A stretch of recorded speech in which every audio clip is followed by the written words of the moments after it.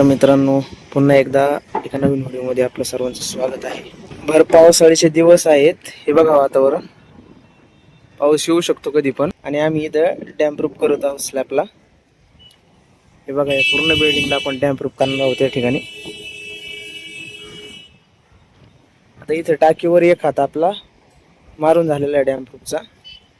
शेडला पूर्णपणे आम्ही dam proof match करून घेतलेला आहे. डॅम प्रूफच्या बकेटमध्ये आम्ही या शेडचा स्टेनर मिक्स करून या ठिकाणी पहिली कोटिंग केलेली आहे. आता याच्यावर आणखीन 2 कोट येणार आहेत डॅम प्रूफचे, म्हणजे 3 कोट डॅम प्रूफचे आपण पूर्ण या ठिकाणी करणार आहोत. आपलं घर जरी लिकेज होत असेल, लिकेजचा प्रॉब्लेम असेल, पाणी गळत असेल छतातून, तर सर्वोत्तम उपाय जर म्हणलं सध्याला तर तो डॅम प्रूफ आहे. आपण या ठिकाणी एशियन पेंटचा 10 वर्ष गॅरंटीचा डॅम प्रूफ वापरणार आहोत. त्यासाठी छत अगदी क्लिअर करावं लागतं, साफसफाई करावं लागते. त्याच्यानंतर मग आपण डॅम प्रूफ करत असतो. हे बघा, व्यवस्थित कानेकोपरे सगळीकडं डॅम प्रूफ करायचा असतो. एक हात झाला तर त्याला थोडं वाळू द्यायचं, सुकू द्यायचं. थोडंसं सुकल्यानंतर मग दुसरा हात, आणि त्याच्यानंतर लगेच तिसरा हात. अशा पद्धतीने हे डॅम प्रूफचं काम चालूच असतं. नवीन बिल्डिंग आहे, परंतु लिकेज नाही व्हावं, पाणी पाझरावं नाही छतातून, त्यासाठी मालकाने या ठिकाणी डॅम प्रूफ करण्याचा निर्णय घेतलेला आहे. हे बघा, डॅम प्रूफची बकेट दिसत असेल तुम्हाला, 10 वर्ष गॅरंटीची.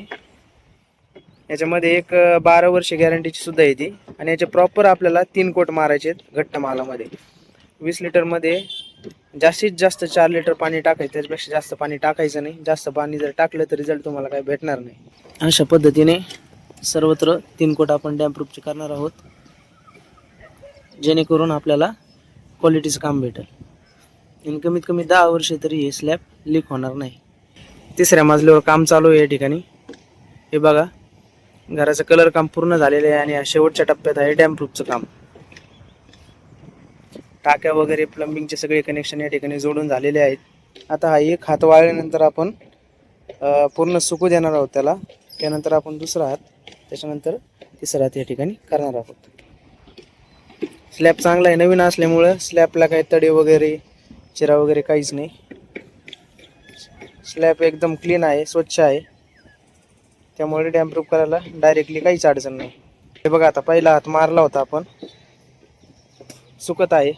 ढगाळ वातावरण असल्यामुळं डॅम प्रूफ सुकायला थोडा वेळ लागतो. काम आमच्या करंजी गावातच चालू आहे. हे बघा, उत्तरेश्वर मंदिर करंजी, आणि मंदिरासमोरच हे काम चालू आहे.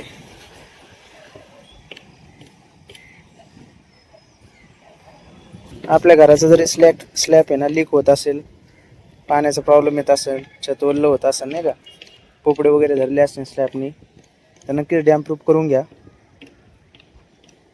आणि सोबत आपल्याला जर आपल्या घराचे कलर काम करायचं असेल, स्क्रीनवर नंबर आहे, आमच्याशी संपर्क साधा. धन्यवाद.